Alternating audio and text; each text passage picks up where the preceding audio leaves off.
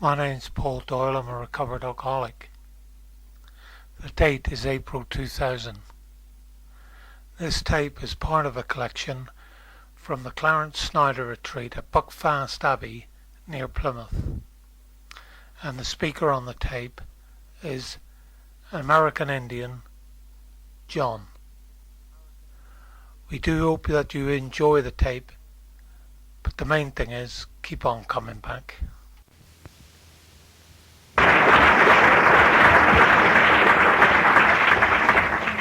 I'm John, and I'm an alcoholic. Hi, John. Patrick, you did a good job. Short and sweet is like the one who said grace. I love that. I'm very happy to be here, and I like to thank you for inviting me this weekend.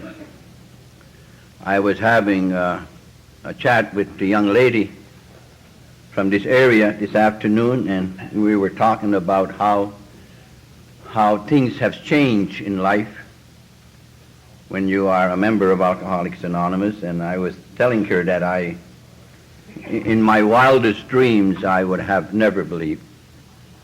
Back in 1957, when I was invited here, I was in a mission that night, and I have been living in skits for about 7 years. I was 28 years old.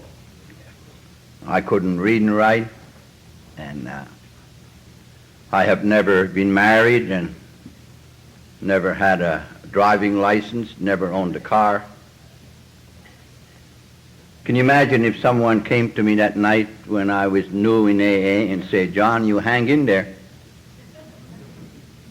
and someday you will receive the call from Idaho." Not only they invite you to come here, but they will pay your expenses. That you'll stay in this beautiful hotel, and that you'll stand up in front of a few hundred people and be grateful about it. You know, it's like a dream. But AA is like that, you know. There's so many stories like mine, and thank God for that I too have learned about how to live. And probably that's one of my biggest problems all my life. I just never knew how to fit in. I remember the first time I've heard an AA speaker, a fellow by the name of Harry, who was a secretary in the Central Group in Syracuse, New York, where I attended my first meeting. Harry was a man who invited me to his home on Sundays. He would pick me up in the mission, and his wife was a secretary in the Central Group. He had a nice home and the two daughters, and I spent a couple of weekends with Harry. But one night he spoke in Central Group, and I have never forgotten, because Harry talked about things that I could understand. He talked about fears that he had, and loneliness. He was an officer in the bank, and he said that he never felt belonged, or he never felt that he could identify with other people. And you might say that it was my first awakening, because, you see, I thought only an Indian who sleeps on the floor in a mission, who doesn't have a girl, and don't have a job or money, would experience things that Harry talked about. You know, I was 28 years old, and I never imagined that one who could have a nice home, a wife like Ellen, two daughters, an officer in the bank, and a couple of cars, and feel the way I do, and I'm sleeping on the floor in a mission. I think the message at that time wasn't the the same message as I come to know much later in my recovery. But I think the message for me that night was that I wasn't alone. And you know, when you think about it, it seems to me that all my life, since I can remember, I have always felt alone. And that's happened even in my own reservation where I was brought up in Canada. My father, I'm not from a dysfunctional home. You know, I talk to so many kids these days, and they're all come from a dysfunctional home. And I tell them that the only reason you come from a dysfunctional home is because you were in it.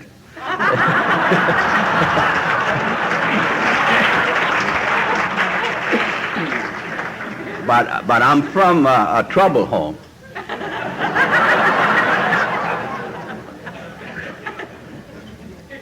My father sang in the church, small little reservation where I was brought up. And Sunday morning, he would stand there and he would hold a railing in one hand and a book on the other, and he would sing. And he would sweat. And I used to be afraid one day he would let the railing go. But he died when I was young. My father made a living in those days by making moccasins by dozens. He sold them to a company. And he made snowshoes and axe handles, and we were pretty well off then because he traded everything. We had all kinds of food. But my father died and my family took sick. We lost 8 members in the family within 5 years. They're all died with TB. I had twin brothers who died in 1 year. And when I was 13, my mother was dying with TB. And my problem started with fear anyway. I started to, somehow I developed a very unhealthy attitude that I was treated by my people like if I had TB. And it was very real to me. I must have been in my 40s, sober, about 12 years, going to the recovery program, when I was given an awakening one night and realized that all that time, when I felt this way, it came from my own head. And truly, my people never rejected me. And when my mother died, I didn't look for a home, because I think when we talk about feeling that you're different, that I have been listening to so many people in the past 31 years, it is so real to me. And it is so clear now when I look back in my own life that I really felt I wasn't wanted. I lived in this house for about a year with a dog, and I couldn't sleep because I had this fear. Like if I was looking for a pain that was going to kill me, and I couldn't sleep. Fear cripples my life. When I have fear, I seem to not able to do anything. And I stayed awake all night. Another thing that I have learned too, that I guess I was in my 40s before I told anyone. I often wonder why I have never shared this feeling to somebody when it was so painful. Nobody knew I didn't sleep nights. I have never told anyone. And I left home. My people worked in lumber camps in Maine. So when I was 14, I left home. I wanted to work in lumber camp, but I was told in Patton, Maine, when I arrived in the office, that I was too young. But the war, Second World War, took all the younger people in the service and then needed a dishwasher. The CC camp, they called it, was about 20 3 miles in the woods. And the fellow says to me, if you wish to walk that far, it's up to you. And I did, and I got a job. I met this man by the name of Bill Langster, who was in charge.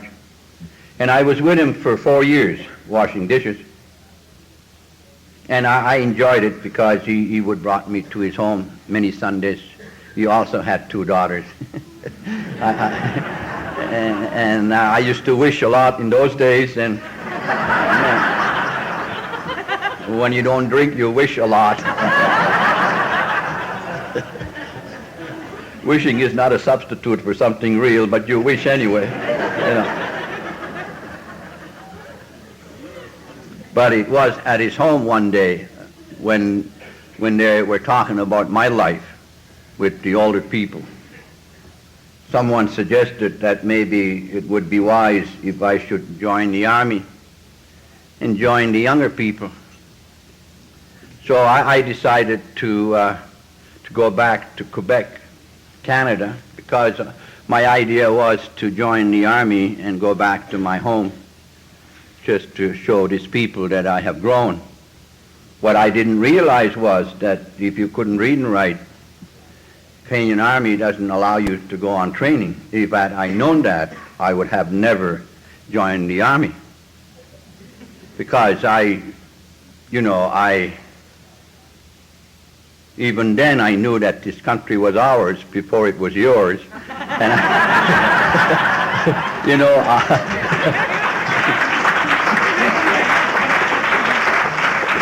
I was hoping maybe I can win a medal without getting hurt, because I'm a very sensitive person, and I get hurt easily and I don't suffer well.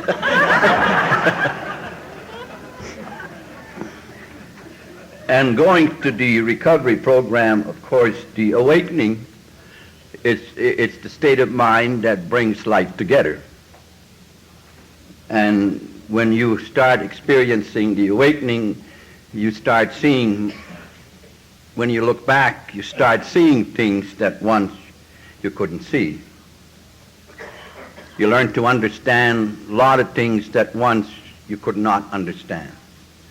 But I think equally, if not more important, you learn to accept a lot of things in life. You're learning to be a part so much about life that once you just couldn't.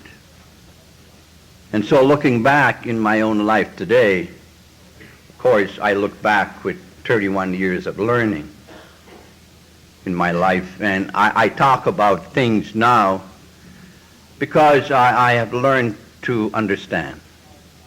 When people talk about, for instance, our co-founder says, a man who does not have faith will seek approval.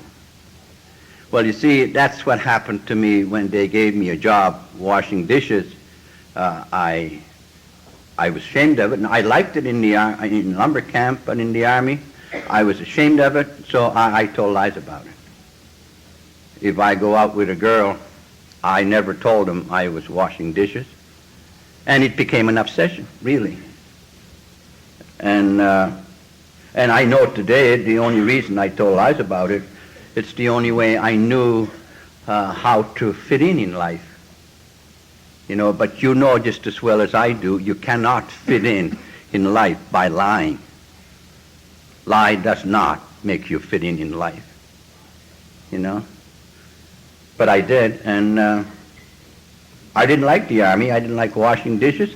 I didn't drink. I didn't even smoke. I met a fella who was just like me, except he was from Ontario.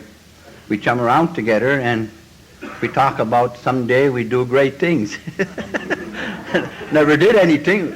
Somebody told us one time that in St. Lawrence Street in Montreal, if you have enough money, you can go over there and pick the girls right in the street. Talk about a spiritual awakening. And they don't even have to like you. You don't have to worry about rejection. We decided one day we'll do that. And about 6 months later, we have enough courage to get all dressed up, and we went to St. Lawrence Street in Montreal and we found them. And boy, they were cute too.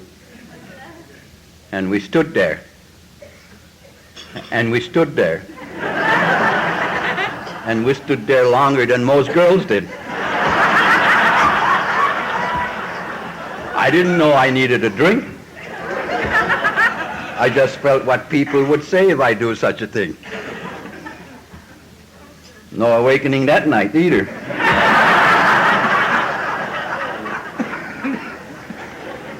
We got our discharge together, and he says to me, John, what do you say we each buy a suit, then we'll go out and have a few drinks. So we got all dressed up, and we went to a place called Blurry Cafe in Montreal, in the second floor. And as you walk in there, there is a four-piece orchestra playing, and right in front there is a girl singing, practically with no clothes on. And that's where I received my first spiritual experience. And then, of course, I took a drink, and I have been listening to people for the past 31 years telling me what happened when we took a drink, and it happened to me. Same thing. That alcohol was like a magic, and I don't know. I have never been a type of person who walk around depressed or lonely that much.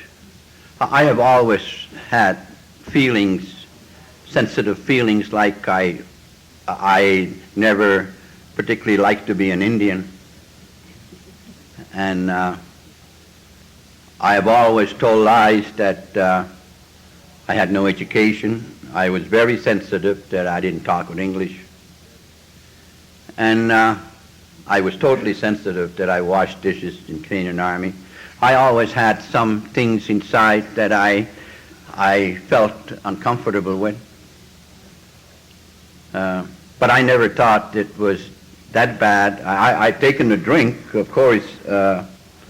When I said magic, what happened to me was it gave me some kind of a feeling where I could grab somebody's hand and feel good about it. Now, I have never had that. I felt comfortable. I felt belong. I felt like I was just as good as somebody else in that nightclub, and I have never had that feeling. But most of all, I guess I felt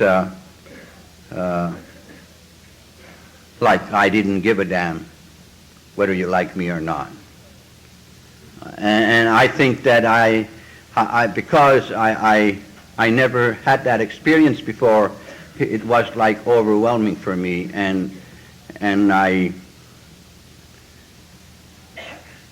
just continue on drinking. Of course, there are other things that I felt that I enjoy every once in a while. Every once in a while, when I drank, I felt like I could lick anybody, and that's a very dangerous feeling. You know. I would go to a bar room called Smitty's in Syracuse, New York. That's where all the New York Indians drink. I'm a Mi'kmaq Indian. I don't usually drink in Smitty's because we don't normally communicate too well. But when I feel like I can lick anybody, I would go to Smitty's. And I would stand there drinking, and I would find someone that looked like I don't like. And I would stare at him until he got the message. And if he don't stare back, I'll go and I tap him on his shoulders. I said, you know, you look like somebody I don't like. And he says, I don't want any problems. I said, it's too damn bad. You're going to get one anyway. Then I would hit him, and they would call the cops, and I would wait. And they used to come 2 or 3 of them at a time.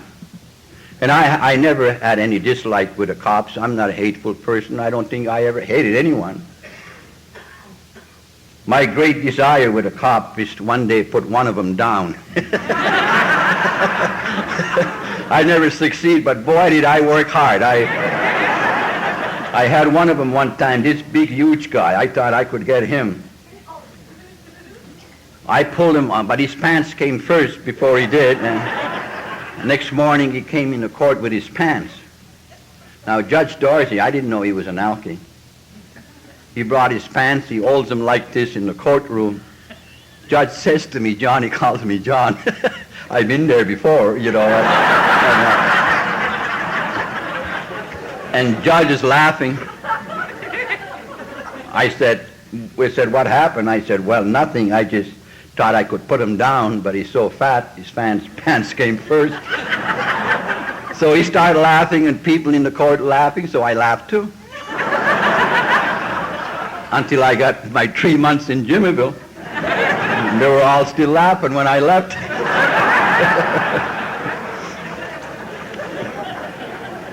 That's what I get from feeling that you can lick anybody.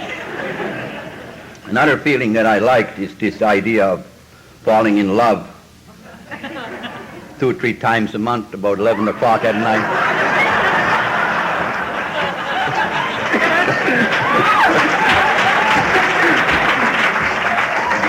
You're looking at her with one eye because you can't see her too well with 2 eyes. Telling her how beautiful she is. And she really is, because alcohol affects your vision. And you don't know it until you wake up next morning and you look at her. You say, holy Christ. You know, you were so cute last night, you know. I was speaking one night, and this lady from Georgia, she says to me, you think our girls look bad, you should see yourself the next morning.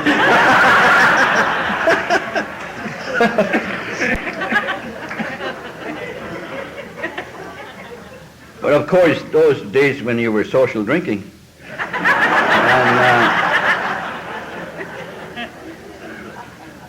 then of course, I think our co-founder talks about alcoholism being cunning and baffling and powerful. First of all, it's like giving you all these goodies and makes you feel good, and all at once something happens. You know, and that's what happened to me. In my days, there were no treatment centers. The bums used to say to me, John, why don't you take a plate? You look sick. And you know, when the bum says you look sick, you're sick. And so I would find a priest and take a pledge. And priest wanted me to go to confession, and I didn't know what that was, but I had plenty to say. And then the idea was that he suggested that I should go to church and trying to live a decent life. And I really felt that's probably that's my problem. And now decent life for me is something that I have learned from my own mother. My mother used to say when I was a kid, you don't swear because it's bad. So as kids, I don't remember ever swearing when I was a kid. And my mother used to say, you don't tell lies and you don't criticize people because it's not honorable. And so when I try to be a good person, that's what I do. I try not to swear. I try not to criticize. I try to be good. The only problem was that nothing ever changed in my life. The feelings of loneliness that Ari talked about, being so alone when I'm sober, and feeling that I've never really fit in, and that I wasn't good enough, and killing time, always killing time, if not fantasizing, setting the show for 3-4 hours. I just never knew how to live. And after a while it becomes so lonely that I would go to a bar room just to talk to somebody, but eventually I would take a drink, and a fellow by the name of Tom would say to me in the mission, John, there's a fellow by the name of Billy Graham coming to this city. He helps a lot of people. You go and listen to him. So I go to War Memorial in Syracuse, and I listened to Billy Graham for a couple of weeks, and I got sober, but he left. You know? I'm back to Jimmyville again. I was in a mission one night because a fellow by the name of Tom, if you attended one of his religious services, he would allow you to sleep on the floor. So I have attended many of Tom's religious services. And I was there one night when a fellow got up and he said he was a bum just like us for years. And right as in mission, he said, one night I have accepted Christ as my personal Savior.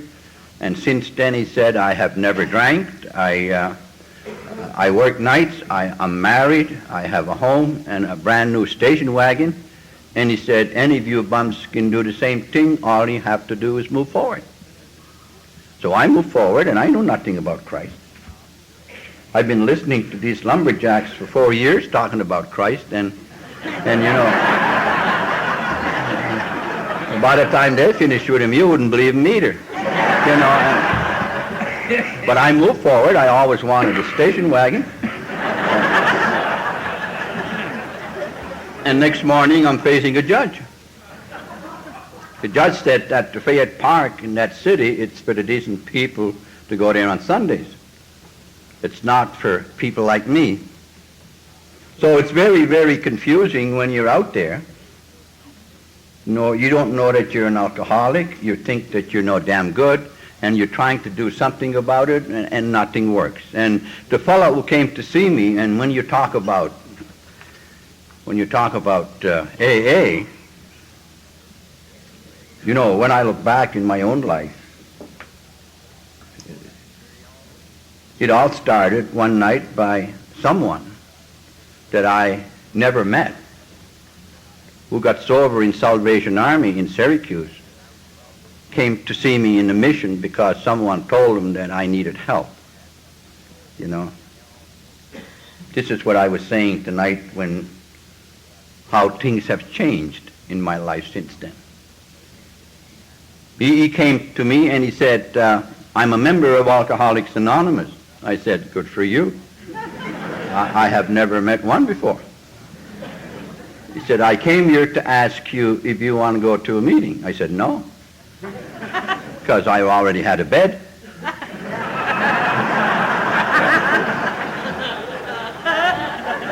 You know, I wasn't dressed too well. I always had wine sores. I needed to be sober 6 weeks. By this time, I was sober 3 weeks. So my face wasn't cleared up, and I needed a haircut. And so I normally don't want people to see me when I'm in this condition. Well, he says to me, John, in this meeting, they have coffee and donuts, and they're free. So I said, why didn't you say so in the first place? So I walked into doors of AA, and at the door, a man stood there. He was a lawyer, sober 13 years. And his job at Friday nights was to shake hands to people who were coming to that meeting. And of course, when he seen me, he grabbed my hand. He said that he was glad to see me, and I wasn't. And I sat down, and believe it or not, my first speaker in AA was a lady judge. And she wanted me to identify.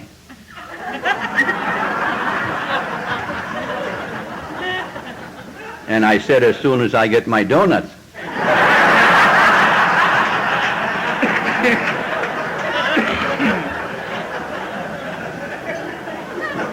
Can you picture me? I need a haircut. I got wine sores, dirty, 28 years old, been skits for 7 years, couldn't read and write.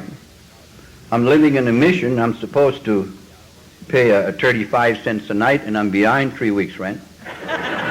You know, I have financial problems. And she talks about her father being a judge.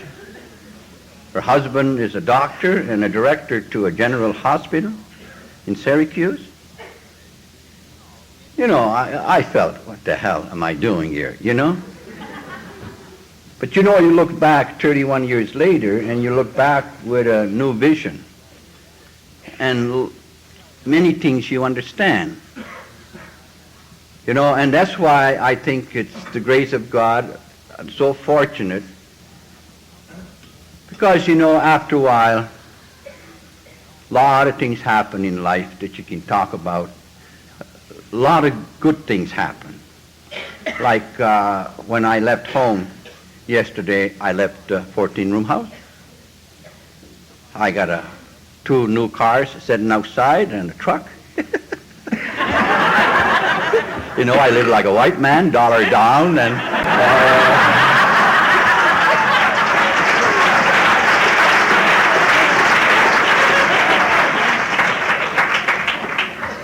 but you look back with training and realize that, you see, I was lost that night listening to Lady Judge. I didn't know what the hell she was talking about. Years later, I learned to memorize her talk, and I still didn't know what in the hell she was talking about. She used to get up, and she used to say that it's a mental obsession that precedes the first drink, and once you take a drink, now is coupled with a physical compulsion. I used to say, holy Christ.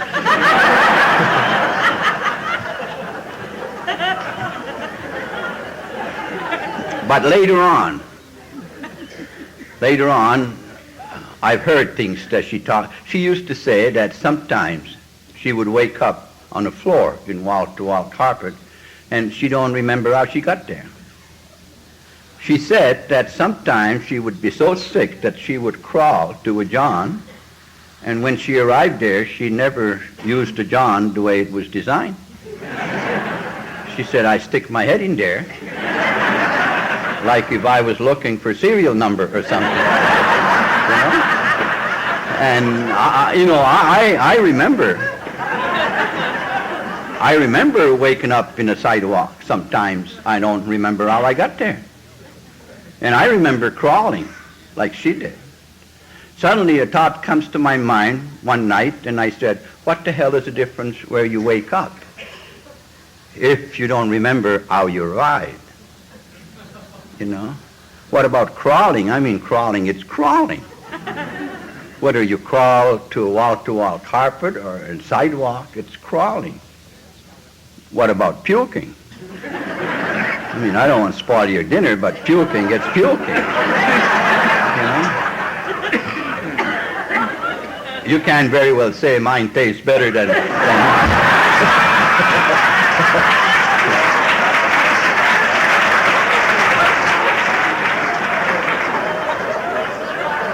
So you learn to identify.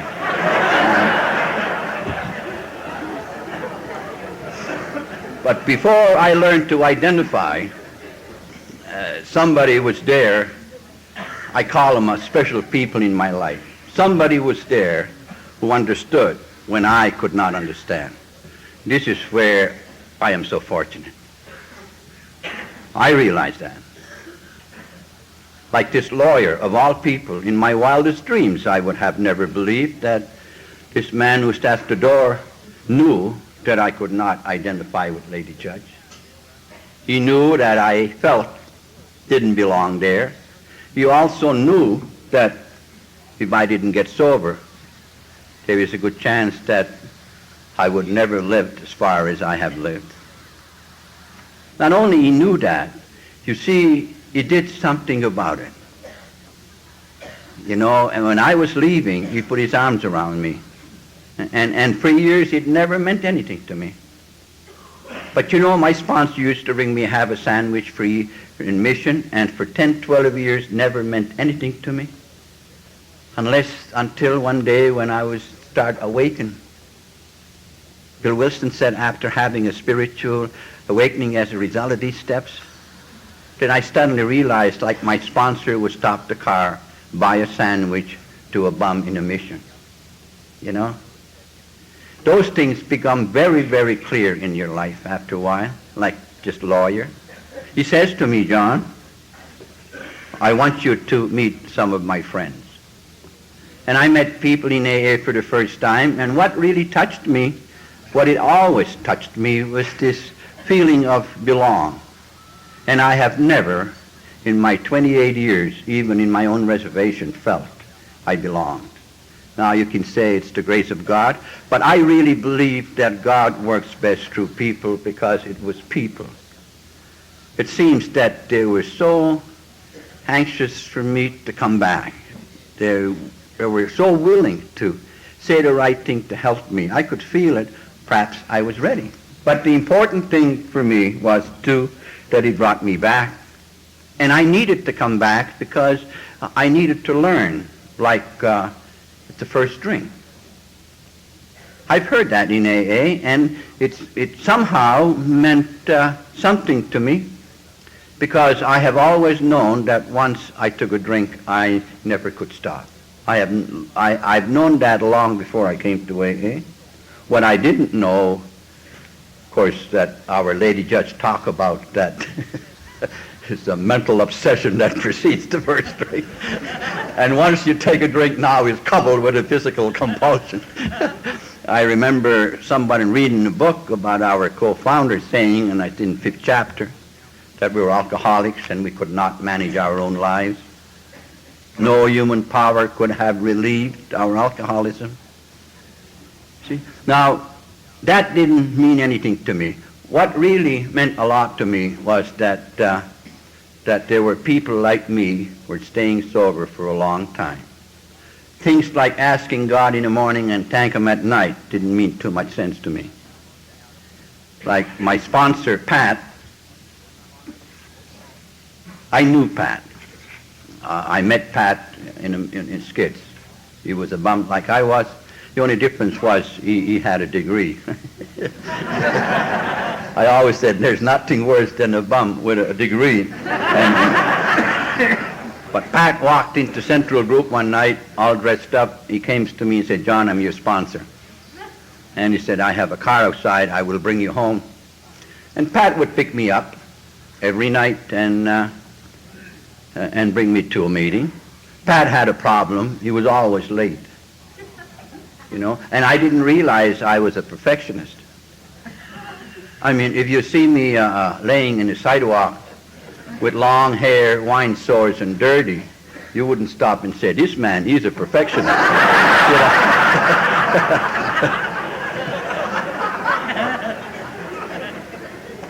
So Pat would be late, and I would walk away to show him a lesson. I would walk to a meeting. He says to me one night, "John, you can't stay sober and live with those bums." Because I was been in mission about 6 months by this time, and I was comfortable in the mission. I didn't want to leave, but I guess God must have been on his side, because one night mission burned down. And Pat said that was the grace of God.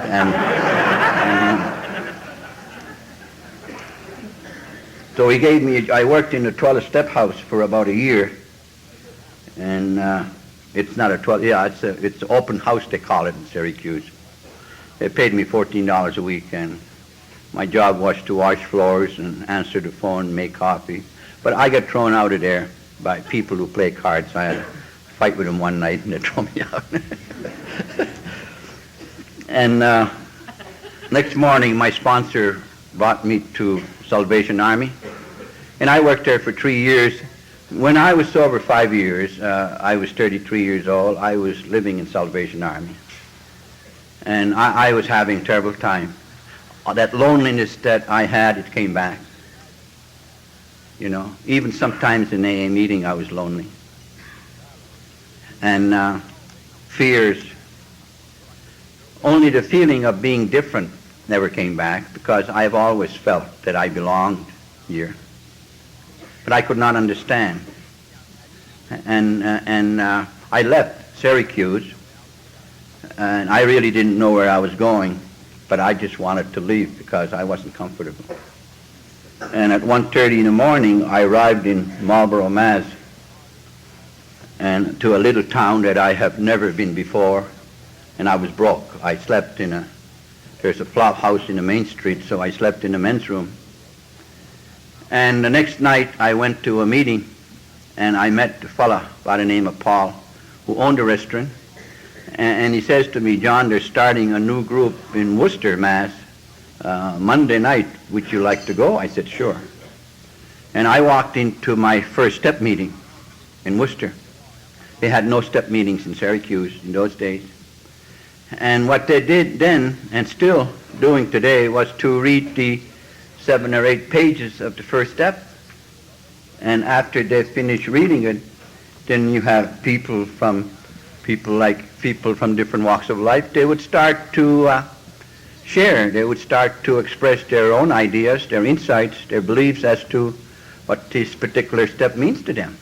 And there, for the first time in my 50-year sobriety, I've heard what our co-founder talks about when he said, these are the steps we took, which are suggested as a program of recovery. The only problem was it didn't make sense to me. I had no plans of coming to step meetings. I didn't like them. And so I wouldn't come back. Now and then Paul would say to me, would you like to go to Worcester? I said, sure. But what happened was I met Father Fred.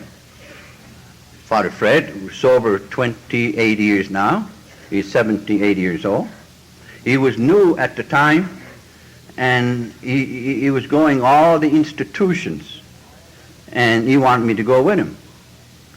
So we take off every weekend, and we go to institutions, and one of the institutions we went to is the Walpole prison, a maximum prison where you have all the killers, rapists and murderers. And Saturday at 2 o'clock in the afternoon, Father Fred would go over there and talk to these people. And we were there one day when Father Fred said to these convicts, I brought a speaker with me.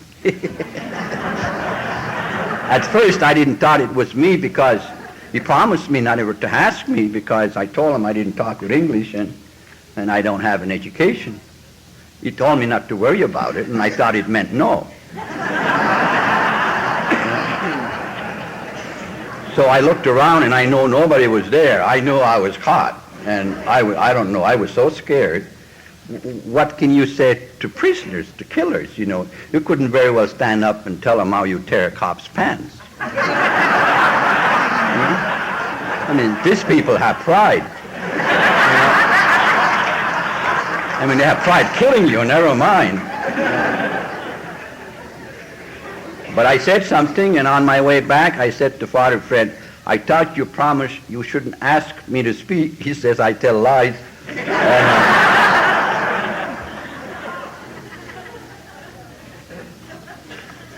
I was telling Kathy this afternoon how wonderful it is when you really get to know someone, particularly someone that you know that he really cares about you. There is that very special thing where you can start sharing some of the things in life that otherwise are too private, even to think that one day you would share. I remember asking Father Fred one time about, I said, what do you think this business of being restored to sanity? Because I'd been to meeting night before and they talk about being restored, and I was very upset. There was a couple there that I thought should be restored, but I certainly wasn't one of them. Father Fred says to me, John, there's something you don't understand about the step. I said, what? He said, the step says come to believe. I said, I've done that. It never worked for me. So, well, you did what? So I told him that I went to confession and I tried to be good and I accepted Christ as my personal Savior. I listened to Billy Graham for 2 weeks and I wound up 3 months in Jimmyville, and I said, I don't want to get mixed up with that at all. Father Fred said, that's not what the step means, He's so anxious to tell you that. I said, what it means? He said, it says so right there. It's all you need, he says, to believe is to have an open mind. And then he says to me, it's nothing more than willing to become teachable. He says, not going back to that meeting because someone said something that you don't like. It's not being teachable. You're still looking for what you want and not willing to accept what you need. See, I was sober 5 years. I knew what Father Fred was saying. It hurt because it's not what I wanted to hear. But I also know that Father Fred didn't tell me because he would like to hear himself talk. I knew that. And he says to me one day, See, Father Fred knew I had no job. He knew I couldn't read and write. He knew I had no girlfriend. And as I was leaving one night, he says to me, John, you know, we all have to start from where we are with what we have. It has nothing to do whether you have an education or not. You know? So on my way home on a bus one night, I was saying to myself, first time in my life, that John, you're 33 years old. You don't have a home. You don't have a job. You never owned a car. Never have a girl. You cannot read and write. And Father Fred says everybody has to start from where he is with what he has. But you know what saved my life? I've heard myself saying, I'm going to start here. And I have come to know since then that nobody can say that but me. Perhaps one of the most precious things that God has given me, that I have right to choose for me, and nobody else can do it for me. Even in the third step suggests that I make a decision. It doesn't say that God will. But somewheres with this person who spent all his life, you know, a lot of things Bill Wilson said applies to me today. I can talk about them. They don't offend me anymore. Bill Wilson said that I spend the rest of my life, all my life, making excuses about me. I will tell lies about me, he says. I did that when I was in the service. He said, I have developed layers and layers and layers of self-justification. See, I really didn't know it then, but now as I stand here, I know that my problem has never been because I'm an Indian. It has never been because I couldn't read and write. It has never been because I didn't talk good English. My problem is exactly what Father Fred said. John, just have an open mind. Come to believe that there is a power will restore you. It's the key that opens the door for recovery for all alcoholics, whether they have a degree or not. See, I used to think one time, only people who didn't make sense were those who couldn't read and write.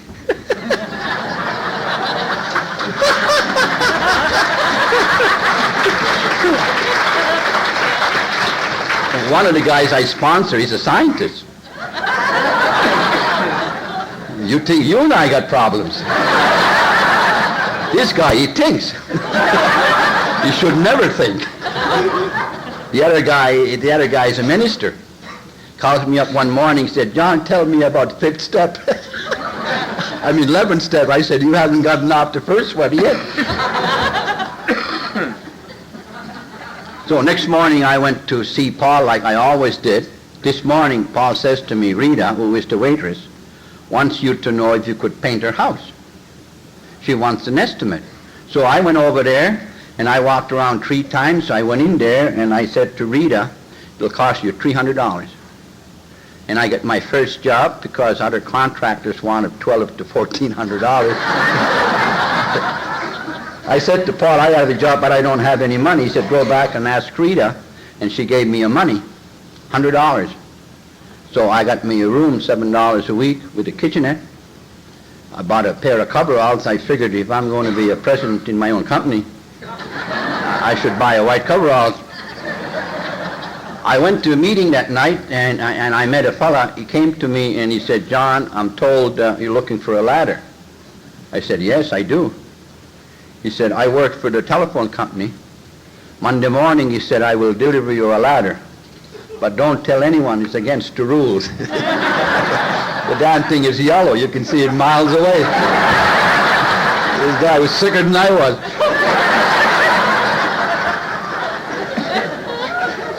I finished the job, and I owed Paul $65 worth of groceries.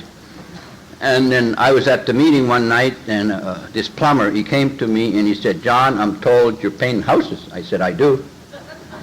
He says, I have a ranch house about 7 miles from here, all you need a step ladder. So I borrowed a step ladder and I got all my drop cloths together and I stood in the corner and I stopped the bus. And this guy, he stopped, he looks at my ladder, and then he looks at me and he says, "You can't be serious." I said, "I am, I'm self-employed." He says to me, "If I'll give you a ride, would you promise you'll never do it again?" My next house was a school teacher. Paul says to me, "John, it's only 69 questions. Why don't you ask her?" And she always told me she taught school for 40 years and she retired. So I said to her one day, "You know, I never went to school. I want my driving license, and there is 69 questions, I'm told, that I need to memorize. Could you help me?" She says to me, "I have taught thousands of people." And a couple of months later, I knew the questions inside out. As a matter of fact, I knew I was going to pass. I went and took a test, and this guy, he brought me to this small office, and he only asked me a couple of questions. I mean, I couldn't believe it. I was depressed. I worked for 2 months, and he could care less. And yeah, then you want to take time. I say, "What the hell used to have an education? Nobody gives a damn."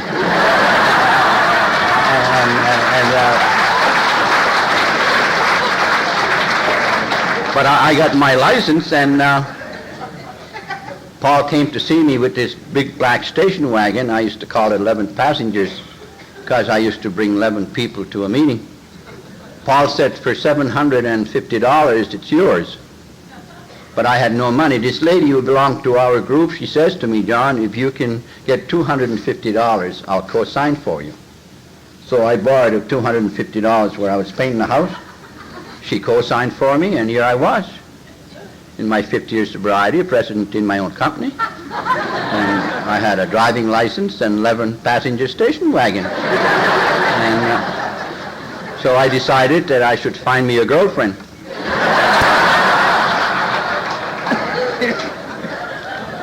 But I had these 4 teeth in front missing. I lost those while I was communicating with those New York Indians in Syracuse. And I figured you couldn't find a type of a girl that I was looking for with 4 teeth missing. Someone said that there was a new dentist in AA. And I realized by then that new people are very anxious to help you. So I found a dentist that night. I said to him, "I'm having a little problem." "What's the problem?" he said. "Well," I said, "I'm looking for a girlfriend, but I have these 4 teeth missing." So he gave me his card, and a couple of months later, he gave me a new set of teeth. And then I met a lady in AA. She says to me, "John, I'm told you have a car." I said, 11 passengers.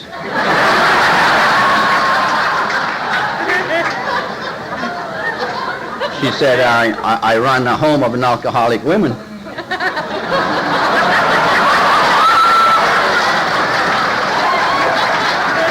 She said, "I have 9 girls. I want someone to bring these girls to a meeting.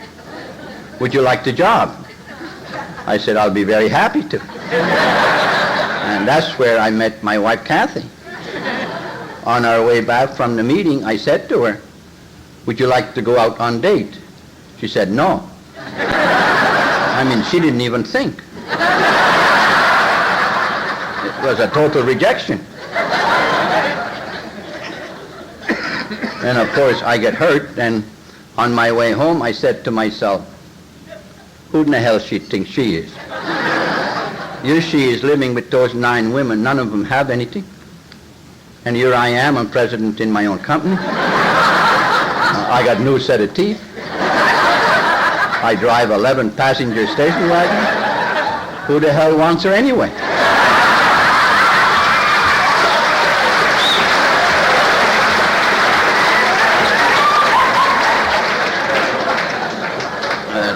Thursday night came and picked the girls again. And on our way back, I said to her, "Would you like to go to a show in Boston Sunday?" And she said, "Yes." And we did, and on our way back, I asked her to marry me. She said, I don't even know you. I said, we still have a few miles to go. We'll get acquainted.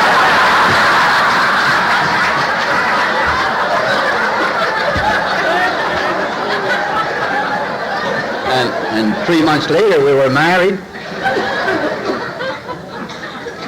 We only had $85.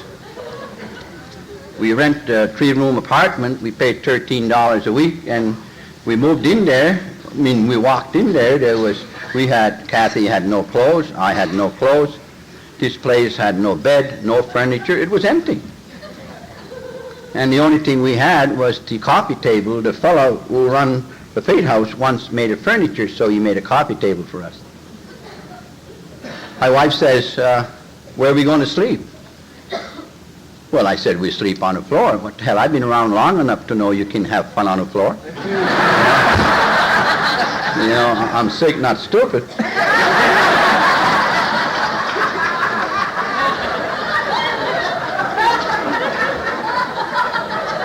So while we're laying on the floor, I said to my wife, you know, I'm the only one left in the family. And of course, I would like to have a boy. Somebody who would keep my name going. And if you give me a boy, I'll buy you a diamond. You got to be a little sick, you're laying on the floor. But you know, Kathy was sick enough, so she believed me. And on Christmas, she was in a hospital waiting for a boy. I walked into a bank. As a matter of fact, I walked into 3 banks. They wanted collateral. I've been going to meetings over 5 years, and I've never heard a speaker talk about collateral. I didn't know what in the hell it was. I said, I'll go and see Paul. He has a degree. He knows something about collateral. So I went to see Paul. I said, Paul, what's collateral? Oh, he said, John, you got nothing to worry about. I said, why? He said, you don't have any.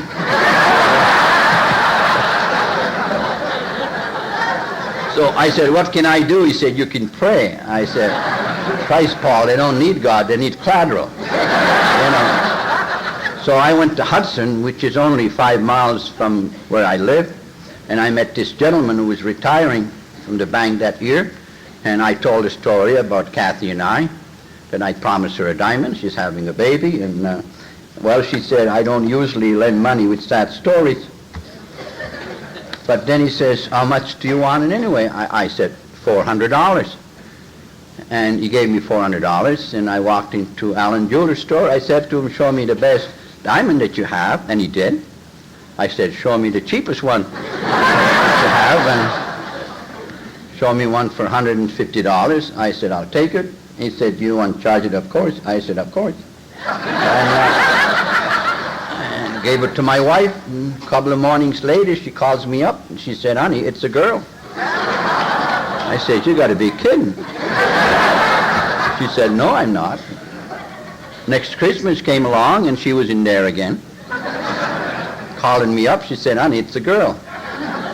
Well, I said, don't worry about it, just have an open mind. And so next Christmas came along, and she was in there again.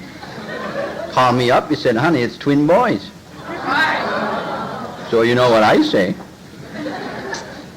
God will give you what you want if you're willing to work hard for it.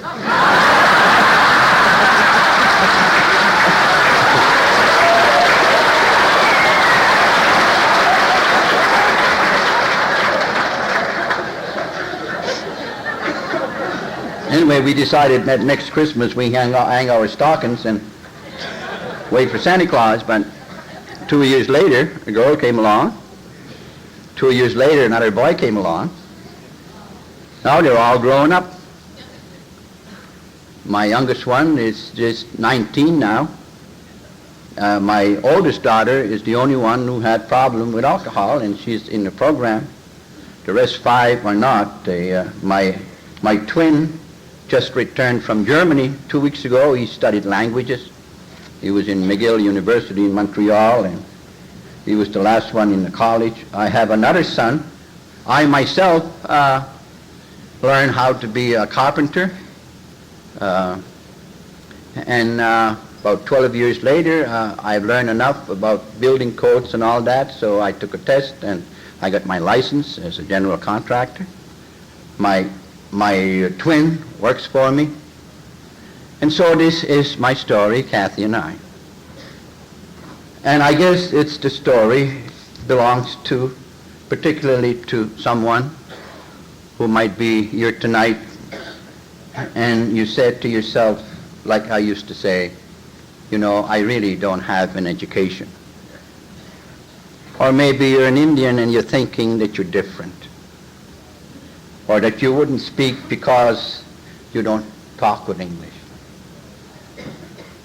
It's the story about a bum who lived in a mission that somebody once who cared enough to go and see him and ask him to go to a meeting.